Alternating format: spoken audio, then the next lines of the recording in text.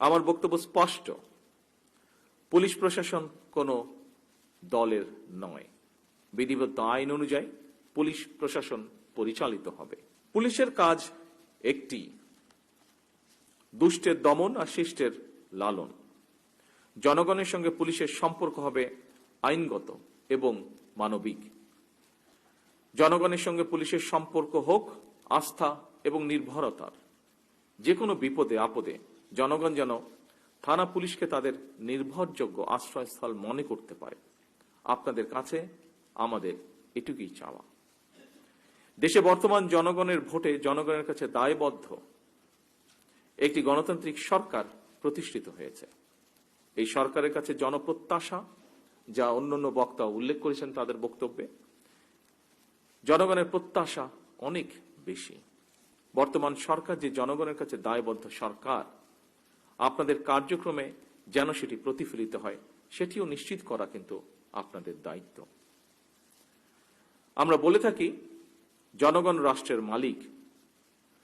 জনগণ যদি মালিক হয় তাহলে এই মালিক যখন বিপদে পড়ে থানায় যায় সেখানে তারা আপনাদের আচরণে যেন কিছুটা হলেও রাষ্ট্রের মালিকানা অনুভব করতে পারেন, সেটি নিশ্চিত করা আপনাদের দায়িত্বের অংশ বলে আমি মনে করি। আপনাদের আমাদের সকলের মনে রাখা দরকার, আইনি সহায়তা পেতে সাধারণ মানুষ প্রথমেই থানায় আসেন, পুলিশের সহায়তা চান। বিপদে না পড়লে মানুষ থানায় যায় না। সুতরাং থানায় যাওয়ার পর তার বিপদ কমবে, মানুষের মনে এমন ধারণা তৈরি হওয়া অত্যন্ত জরুরি।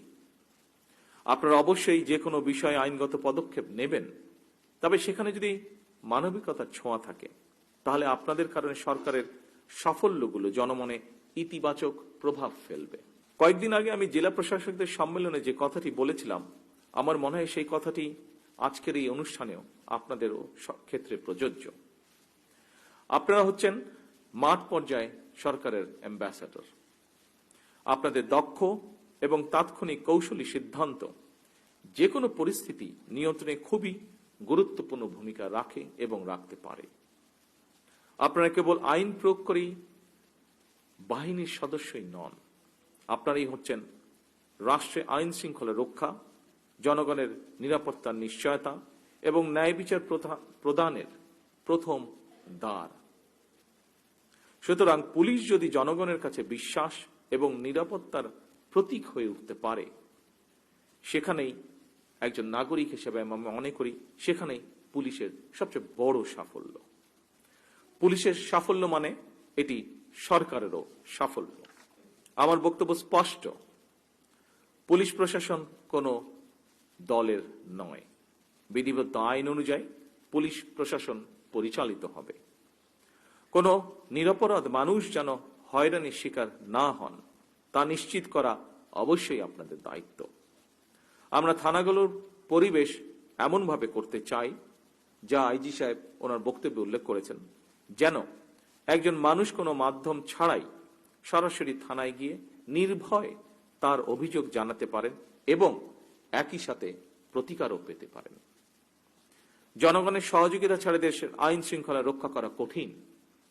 এ কারণেই পুলিশের জন্য জনগণের আস্থা অর্জন অত্যন্ত জরুরি। কমিউনিটি পুলিশ এবং ওপেন হাউস ডে এর মতন জনমুখী উদ্যোগের মাধ্যমে, যা মাননীয় স্বরাষ্ট্রমন্ত্রী তার বক্তব্যে উল্লেখ করেছেন, যা জনগণকে পুলিশি কার্যক্রমে সম্পৃক্ত করার প্রচেষ্টা অব্যাহত থাকুক। জনগণের সঙ্গে পুলিশের আস্থার সম্পর্ক তৈরি হলে অপরাধ নিয়ন্ত্রণ সহজ হবে বলে আমি বিশ্বাস করি। বাল্য বিবাহ, নারী ও শিশু নির্যাতন কিংবা চুরি ডাকাতি, দাঙ্গা হ্যাঙ্গামা ফ্যাসাদের মতন সমাজে চলমান প্রথাগত অপরাধমূলক কার্যক্রমগুলোর পাশাপাশি শুধু আমাদের দেশেই নয়, বিশ্ব জুড়েই বেড়ে চলেছে সাইবার ক্রাইম।